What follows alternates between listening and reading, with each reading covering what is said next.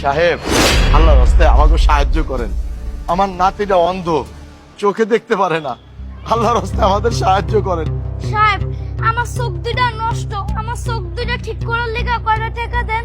বাবা, সিয়াম, তোমরা এখানে কেন? আর ভিক্ষা কেন করতেছো? সিয়াম, তোর তোর চোখে কি হয়েছে? আব্বা, আমার চোখে তো কিছু হয় নাই আব্বা। হয়েছে আমার ভাগ্যে, তুমিও বিদেশে চলে গেলা, মাটাও মরে গেল আব্বা। এই পর থেকে আমরা দাদা নাতি রাস্তায় ভিক্ষা করি। এসবের মানে কি? আমি তো কিছুই বুঝতে পারতেছি না। কি হয়েছে? বাবা আলী, তুই এতদিন পর বিদেশ থেকে আইসোস, এখন আমাকে দুঃখ কষ্ট দূর করে দে। বাবা, হয়েছেটা কি? আমাকে খুলে বলো। কি হয়েছে শুনবি? তাহলে শোন।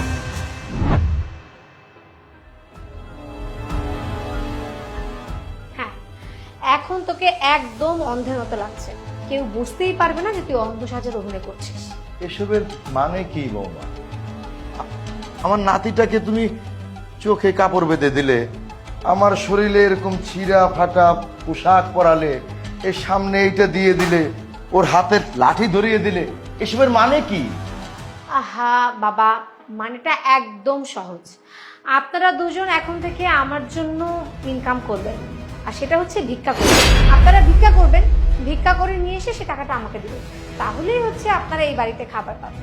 কি? কেন? কোন দুঃখে আমরা রাস্তায় যাই ভিক্ষা করব? আমাদের কি টাকা পয়সার কোনো অভাব আছে? আমার ছেলে প্রবাসে থাকে, ডলার কামায়, ডলার প্রতি মাসে ডলার দেয়। আমাদের তো কোনো কিছুর অভাব নাই। তাহলে তুমি আমাদেরকে এরকম ভিখারি সাজিয়ে রাস্তায় নামিয়ে ভিক্ষা কেন করাবে? হ্যাঁ, তো আপনার ছেলে ডলার পাঠায়, সেই টাকা দিয়ে তো আমার হয় না, একদমই হয় না। আমার অনেক এক্সট্রা টাকা প্রয়োজন। আর আপনাদের মতো এই দুটো আপদকে আমি বাসায় ফ্রিতে পালছি, তা তো হয় না। যেহেতু আপনারা এই বাড়িতে থাকেন, কাজে তো আসা উচিত, তাই না? তাই আপনারা দুজন ভিক্ষা করবেন আর সেই টাকা নিয়ে আমাকে দেবেন। বুঝতে পেরেছেন? আম্মু, তুমি এসব কি বলছো? আমার চোখ তো ঠিক আছে, আমি কেন অন্ধ সাজবো? চুপ! একদম আমাকে আম্মু আম্মু করবি না। আর তুই না আমার নিজের ছেলে না, আমার সতীনের ছেলে। তোকে তো আমি ছেলে বলে মানিই না। শোনো বৌমা, যাই হোক, তুমি যাই বলো, আমাদের পক্ষে এই কাজ করা সম্ভব না। বাবা, আপনি কিন্তু একটু ভেবে দেখেন। আপনি যদি আমার এই কথা না শুনেন, তাহলে কিন্তু আমাকে অন্য কোনো পদক্ষেপ নিতে হবে। মানে? মানে মানে এটা খুব সিম্পল। এই যে আপনি এখন আমার কথা শুনছেন না, তখন আমি কি করব? আমি আমার নিজের জামা কাপড় খুলে চিৎকার করব, আর মানুষকে জড়ো করবার বলবো আমার শ্বশুর আমার সাথে খুব খারাপ কাজ করতে চেয়েছে। এরপর তো পুলিশ আসবে, পুলিশ এসে আপনাকে ধরে নিয়ে যাবে। ছি ছি ছি ছি ছি, তোমার মন মানসিকতা এত নোংরা, তুমি এত খারাপ, তুমি এত নিচে নামতে পারো, এটা আমি কখনো ভাবিনি বৌমা, কখনো না। জি বাবা, আমার কথা যদি কেউ না শুনে, আমি এর থেকেও নিচে নামতে পারি। এখন দেখেন, আপনি তো থানায় চলে যাবেন, তখন আপনার নাতি তো এখানে না খেয়ে খেয়ে একদম মরে যাবে। তার থেকে বলেন, ভিক্ষা করাটা খুব সহজ না? আম্মু, তুমি আমাদের সাথে কেন এরকম খারাপ কাজ করছো? আই চুপ! তোর আম্মু আম্মু বলা হয়েছে? যা তো ভিক্ষা করতে যা। আপনারা যদি ভিক্ষা করতে না যান, আমি কিন্তু আমার নেক্সট স্টেপটা আবার চালু করে দেবো। এই বাঁচাও, বাঁচাও! দেখো আমার শ্বশুর আমাকে বাঁচাও! বৌমা, বৌমা, তোমার কাছে হাত জোর করছি, তুমি থামো, তুমি থামো, তোমার ওই নোংরামিটা আর তুমি করো না। ঠিক আছে, ঠিক আছে, তুমি যা বলতেছো আমরা আমরা আমরা তাই করবো। ভেরি গুড বাবা। এই তো আপনার আমার কথা শুনছেন, খুব ভালো লাগছে। এখন যান, ভিক্ষা করে নিয়ে আসুন।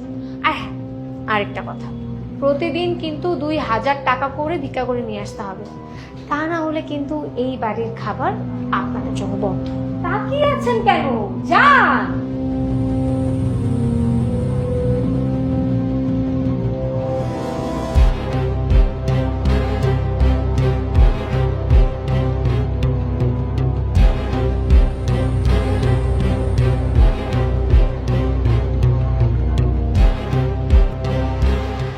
কি? তার মানে তোমাদের উপর এত অত্যাচার হয়েছে? বাবা, এরপরে থেকে আমরা দাদা নাতি ভিক্ষা করতেছি। প্রত্যেকদিন 2000 টাকা ঘরে না লয়ে গেলে মায় আমার অনেক মারে, আর দাদা যদি প্রতিবাদ করতে চায় তাহলে দাদারে অনেক গালিগাল দেয়। ওর এত বড় স্পর্ধা! যে বাচ্চার মায়ের অভাব পূরণ করার জন্য আমি ওকে বিয়ে করছি, আমার বাবার দেখাশোনার জন্য আমি ওকে বিয়ে করছি, সেই বাবা সেই সন্তানের উপর এত অত্যাচার। বাবা রে, বিদেশ থেকে তুই আইসোস, এখন আমাকে আর দুঃখ কষ্ট থাকবো না। জানিস বাবা, ওই মায়াটা এতটুকু বাচ্চার গায়ে যেইভাবে হাত তুলে, যেইভাবে মারধর করে, তুই জামাটা খুলে দেখ, ওর পিঠে মায়ের দাগ ছাড়া আর কিছু পাবি না। মানুষ মানুষে এইভাবে নির্যাতন করতে পারে না বাবা। বাবা, আমি এত সবকিছু বুঝতে পারি না। আমি ভাবছিলাম ও অনেক ভালো মেয়ে, তোমাদের দেখাশোনা করবে, তোমাদের সেবা যত্ন করবে, কিন্তু ও তো তার কিচ্ছু করে নাই, তোমাদের উপর অত্যাচার করছে। না, এইসব কিছু আমি মেনে নিব না। যেই মানুষটাকে আমি তোমাদের দেখাশোনার জন্য নিয়ে আসছিলাম, সেই মানুষটা যদি তোমাদের উপর এইভাবে অত্যাচার করে, তার সাথে সংসার করা আমার পক্ষে সম্ভব না। তাই তো বলি, আমি যতবার তোমাদের সাথে কথা বলতে চাইছি, ও কোনো না কোনো বাহানা করে তোমাদের সাথে আমাকে কথা বলতে দেয় নাই। আমি আজকে সবকিছু বুঝতে পারতেছি বাবা, আমার কাছে আজকে সবকিছু পানির মতো ক্লিয়ার। আব্বা, আমরাও তোমার লগে কথা কইতে চাইতাম, কিন্তু মায়ে আমার ঘরে কথা কইতে দিত না, আরো মারতো। চিন্তা করিস না বাবা, তোদের আর কিচ্ছু চিন্তা করতে হবে না। আমি চলে আসছি, তোদের উপর আর কেউ কোনো অত্যাচার করতে পারবে না। আমি আজকেই ওকে ডিভোর্স দিব, ওর ব্যবস্থা আমি করি। আমার সন্তানের জন্য আর কোনো মা দরকার নাই, আমার বাবার জন্য আর কোনো বিয়ে দরকার নেই, তাদের জন্য আমি একাই যথেষ্ট। চলো বাবা।